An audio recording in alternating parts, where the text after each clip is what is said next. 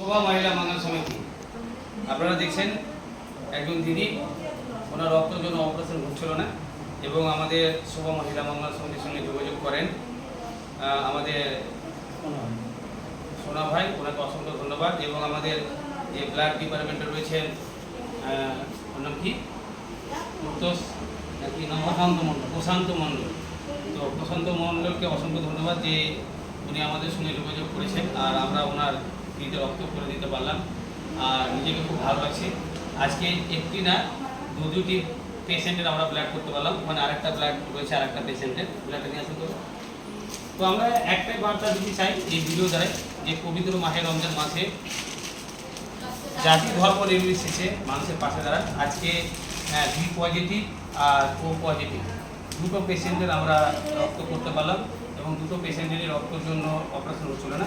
তো আমি এই দিদিকে জানবো আপনি এই রক্তটাকে কতটা খুশি হলেন,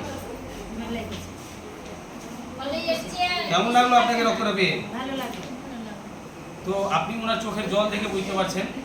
আপনাদের অবশ্যই এর আগে আমি একটা ভিডিওতে বললাম যে ওনার দুনিয়াতে সব থাকতেই শূন্য, আর বলে না যার কেউ নেই তার আল্লাহ তাআলা আছে, আমি সেই ভিডিওতে বললাম।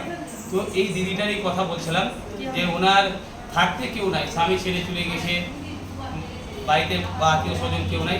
ওনার এক মানে এই যে সতেলি মা বলে মানুষ বলে যে না সতেলি মা বা সতেলি বোন ভালো না, আজকে এই প্রমাণ দিল যে সতের মায়ের দিদি সব কিছু দেখভাল আর অপারেশনের ব্যবস্থা উনি নিয়েছে।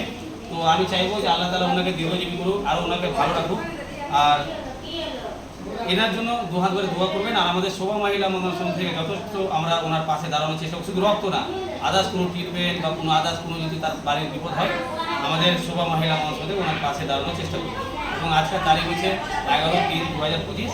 আমরা সবসময় মানুষের পাশে আছি এবং থাকার চেষ্টা করি।